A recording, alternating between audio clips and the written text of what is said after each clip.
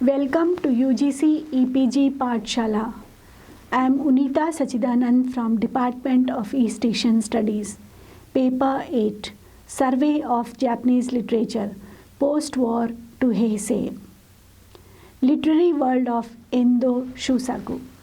UGC EPG Pathshalaへようこそ。デリ大学東アジア研究科のウニタ・サチダナンと申します。ペーパー8日本文学の流れ戦後から平成まで遠藤周作の文学の世界学習目的本モジュールでは遠藤周作の文学の世界について勉強しましょう。キーワード精神不動文化的落差洗礼を受けて狭間にある感覚仏文化東西文化質的差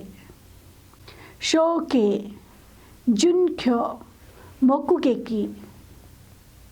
エルサレム東洋的牧師拷問帰郷はじめに遠藤周作は日本の精神風土とキリスト教の愛がいかに受け止められるが彼の文学世界の主題ともなります。東京に生まれました遠藤周作が3歳の時大連に移居しますが1933年に日本に戻ります。彼は11歳でカトリックの洗礼を受けました。芸大仏文科卒業後戦後派作家の最初の留学生としてフランスに渡り日本と文化的落差に衝撃を受けました。帰国後すぐ白い人アーデンまで学生を発表します。本モジュールでは沈黙、白い人、司会、イエスの生涯と深い川について勉強します。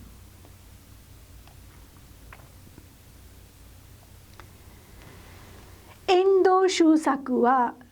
1923年に東京に生まれました。彼が3歳の時、父が転勤になり、10歳までの幼少時代を満州で過ごしました。しかし、両親の離婚があり、母親と神戸に戻り私立灘中学校に入学しました。遠藤周作にはカトリックである祖母や母親の影響が深くあります。子供の頃にカトリック教会に通い出し12歳で洗礼を受けて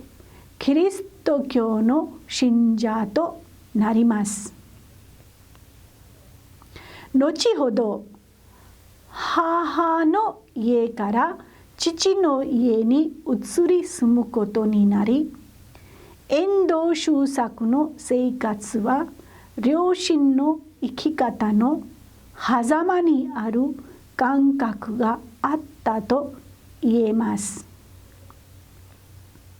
この感覚は彼が学生時代に発表しました評論の神とに思想上の問題として描写されています。さらに父親から医学部受験が勧められたにもかかわらず1943年に慶応大学の文学部洋科に入学しました。母親が遠藤周作の小説家としての才能を見出していたので文学部への入学を決意しました。父親から叱られた彼は家出をしてアルバイトをしながら寮生活を始めました。大学在学中より評論を書き始めていた遠藤周作はフランス文学の潮流を読んで仏文化に進むことに決意し1950年からフランスのリヨン大学にも留学しました。フランスでカトリック文学を研究しながらフランスでの体験を発表しました。けれども結核にかかったことで留学を途中でやめて1953年に帰国しました。この留学で彼は東西文化の質的差異も理解し西洋と東洋の間にある文化風土や精神風土という論理的課題を自分の作品にも導入しました。帰国した遠藤周作は小説のアデンまで学生白い人を連続発表します。この中では白い人は第33回芥川賞を1955年に受賞します。当時の代表作家である安岡正太郎、吉行淳之介、小野純三、小島信夫らと混じり第三の新人として評判を得ました。太平洋戦争の時生体解剖事件を題材とする海と毒薬を1958年に発表しまして新潮社文学賞と毎日出版文化賞を受賞しています。けれども1960年には再び結核を患い3回の大手術を受けて3年間もの闘病生活を送りました。病の後遠藤周作の作品には人間の弱さが深く描写され短編の集作が次々と発表されました。さらに1966年には長編小説の沈黙を発表しました。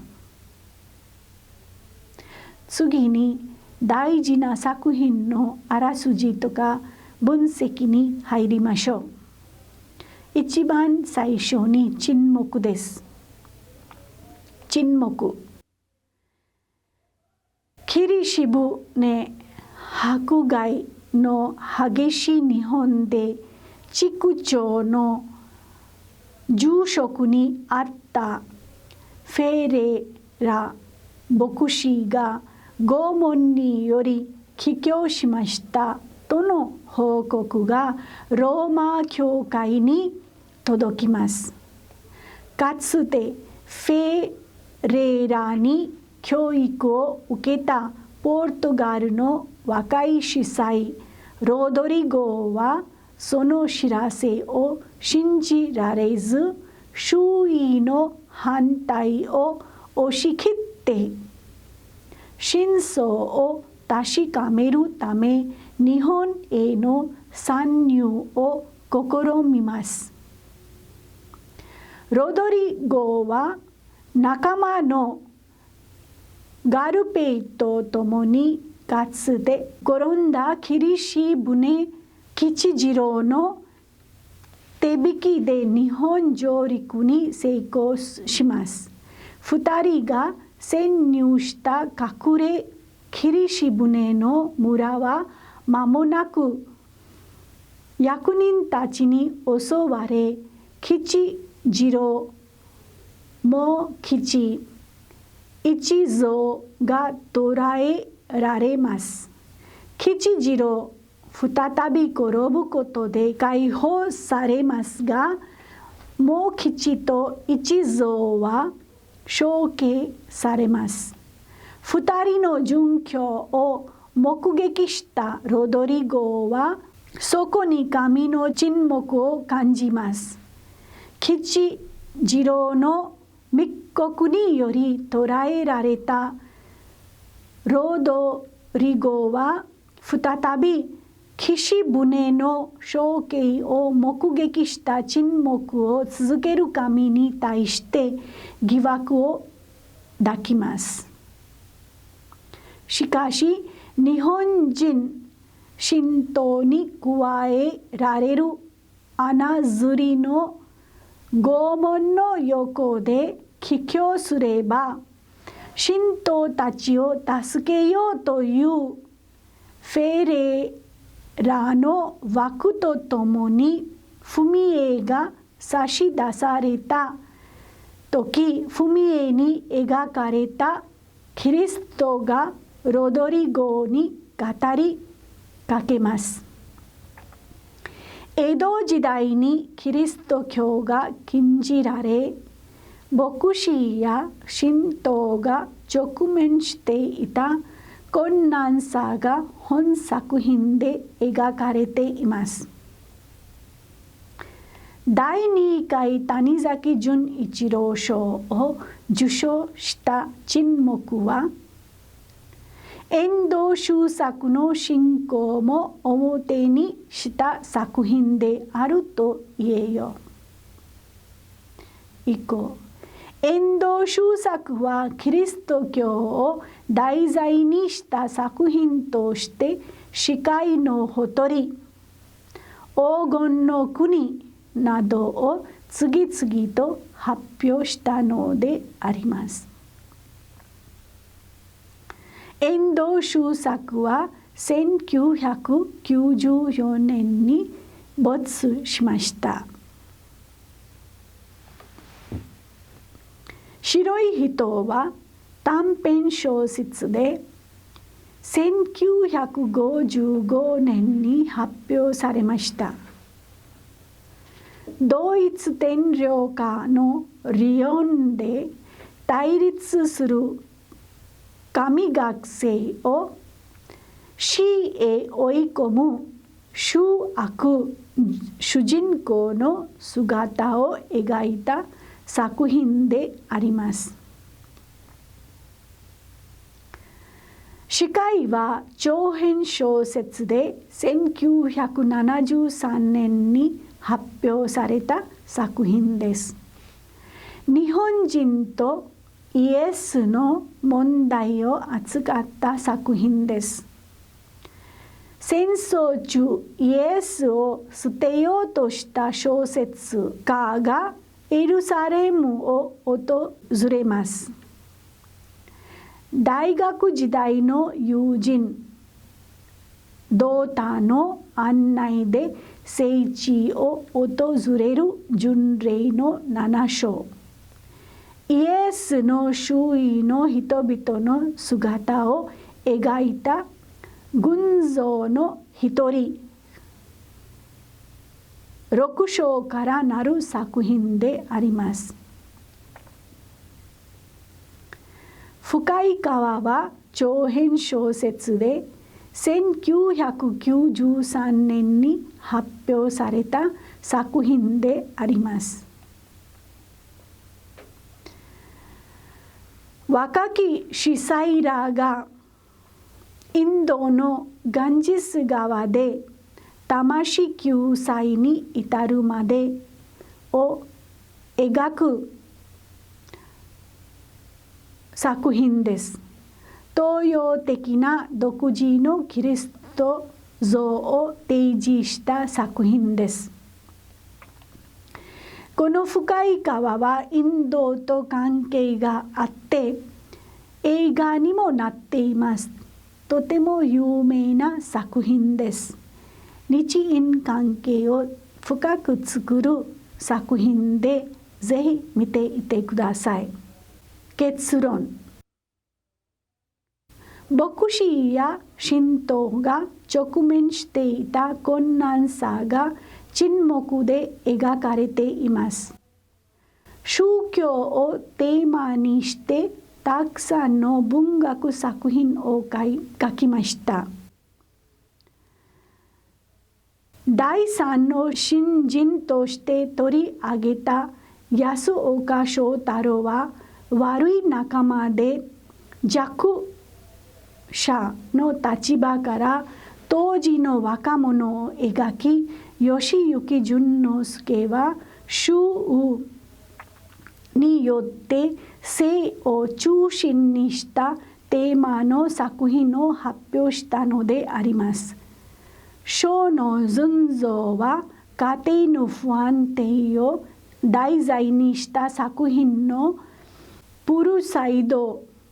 小影を発表しました。一方、遠藤周作はキリスタンの作家と呼ばれるくらいキリスト教を商材にした作品の沈黙、イエスの生涯などを次々と発表したのであります。以上です。